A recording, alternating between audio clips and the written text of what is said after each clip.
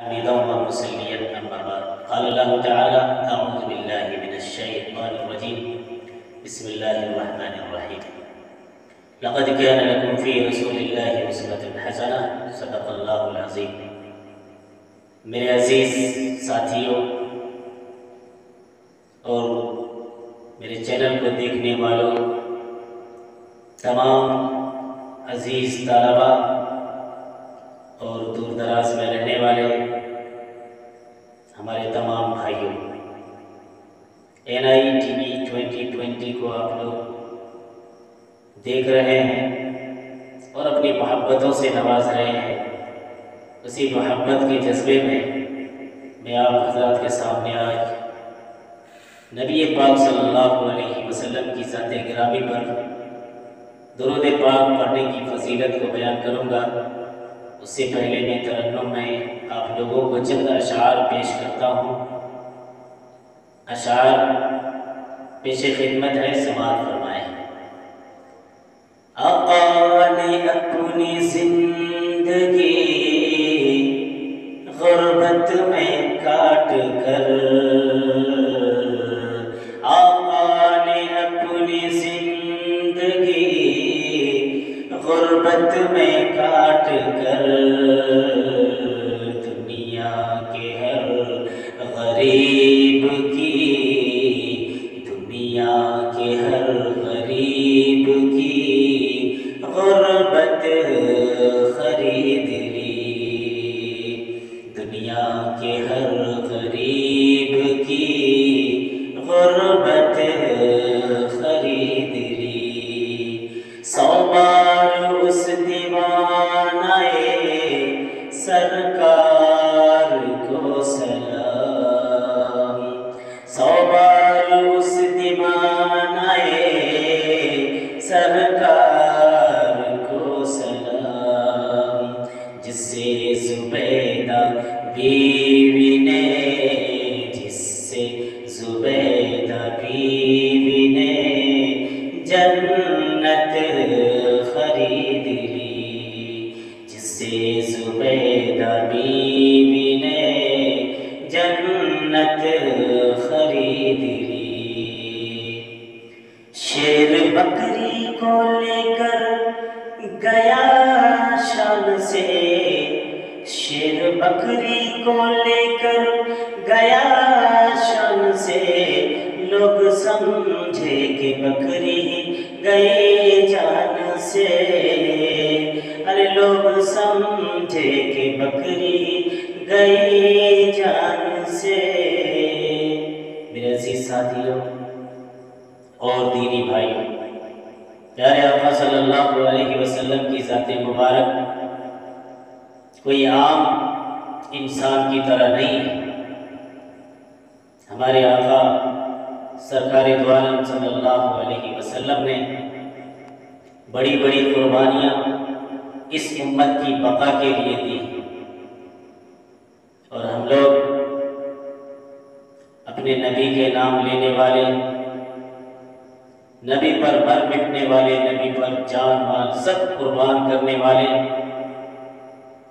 صرف ہم اپنی زبان سے کہتے ہیں کہ ہم نبی پر مر مٹنے والے۔ میرے عزیز ساتھیوں، ابھی جو میں نے آخر میں ایک اشعار پڑھا ہے کہ پیارے آقا صلی اللہ علیہ وسلم کی طبیعت ناساز ہو جاتی ہے، چند دن کے لیے وہ جنگل میں بکریاں چرانے کے لیے نہیں جاتے، تو جنگل کے جانور، چرندے، پرندے، درندے، زہریلے جتنے بھی جانور ہیں، پیارے آقا صلی اللہ علیہ وسلم کی صورت کو دیکھنے کے لیے بیتاب ہیں۔ تو سب نے ایک مشورہ کیا کہ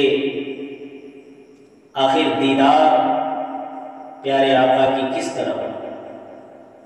تو مشورے میں یہ طے ہوا کہ جو سب سے زیادہ قیمتی، سب سے زیادہ مہنگی بکری، سب سے زیادہ دودھ دینے والی بکری ہے، اس کو پکڑ لیا جائے۔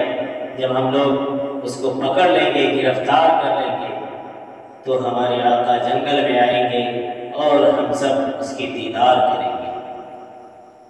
میرے عزیز ساتھیوں، اللہ کے نبی کی صورت کو دیکھنے کے لیے، اس کی سیرت کو دیکھنے کے لیے، سمجھنے کے لیے چرندے، پرندے، درندے سب بیدار رہا کرتے تھے۔ صحابہ کرام نے واقعی میں جان اور مال کو سب کچھ قربان کر دیا پیارے آقا صلی اللہ علیہ وسلم کی سنت کو زندہ کرنے کے لیے، اس کی دین کو بقا کے لیے، دین کو باقی رکھنے کے لیے بڑی بڑی قربانیاں دی۔ آج ہم لوگ درود پاک کا نذرانہ پیش کرنے کے لیے بھی ہمارے پاس وقت نہیں ہوتا کہ ہم اپنے آقا صلی اللہ علیہ وسلم پر درود پاک کا ہدیہ پیش کریں۔ میرے عزیز ساتھیوں، ایک واقعہ ہے کہ ایک بزرگ، ایک اللہ والے کہیں سفر کر رہے تھے، لمبا سفر ہو رہا تھا اور جنگل کا راستہ تھا، عصر کا وقت قریب آ گیا اور وقت نکلتا جا رہا تھا۔ وہ پانی کی تلاش میں ادھر ادھر بھٹک رہے تھے کہ کہیں ہم کو پانی مل جائے اور وضو کر لوں، وضو کر کے عصر کی نماز کو ادا کروں۔ تو میرے عزیز ساتھیوں، اس بزرگ کو دور میں ایک کنواں نظر آیا۔ جب وہ کنویں کے پاس پہنچے تو پانی بہت نیچے تھا، نکالنے کے لیے ڈول نہیں ہے، رسی نہیں ہے، کوئی سامان نہیں ہے۔ اب پانی سامنے ہے، کنواں سامنے ہے، لیکن پانی نکالنے کا کوئی راستہ نہیں ہے۔ تو اتنے میں ایک چھوٹی سی بچی جو 10 سال کی، وہ بزرگ کو دیکھ رہی تھی کہ کنویں کے چاروں طرف چکر لگا رہے ہیں، کیا وجہ ہے، کیا پریشانی ہے۔ تو وہ بچی آئی اور پوچھا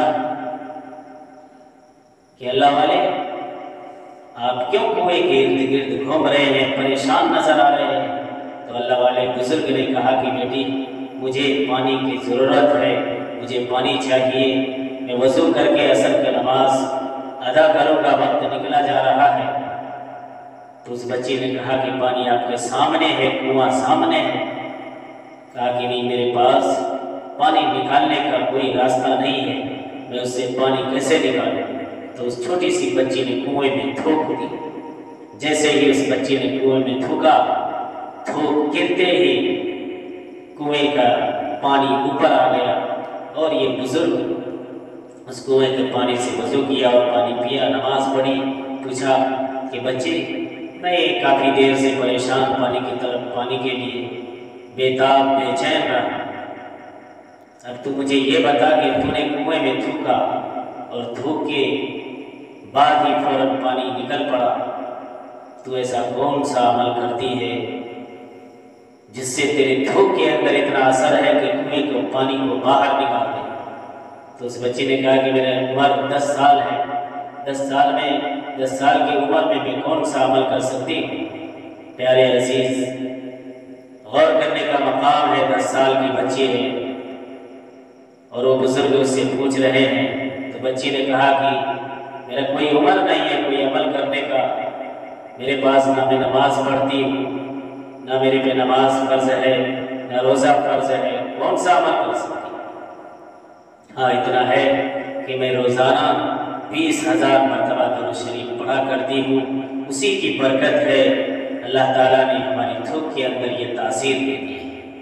میرے عزیز ساتھیوں، ہم لوگ صرف نبی کے نام پہ ایک دھبے کی شکل لے رہے کہ ہم نبی کے دیوانے ہیں، نبی کے عاشق ہیں، نبی کے دین کی رکھوالے ہیں، اس کی دین کی بقا کے لیے ہم لوگ محنت کرتے ہیں، مجاہدہ کرتے ہیں، ایک دوسرے کو دعوت دیتے ہیں۔ نہیں میرے عزیز ساتھیوں، ہم سب کو غور کرنا چاہیے کہ نبی کی ذات کتنی مقدس ذات ہے، اگر وہ نہ ہوتے تو دنیا نہیں ہوتی، اللہ نے اس کے طفیل میں دنیا کو بنایا ہے۔ شاہ عبد القادر جیلانی رحمۃ اللہ تعالی علیہ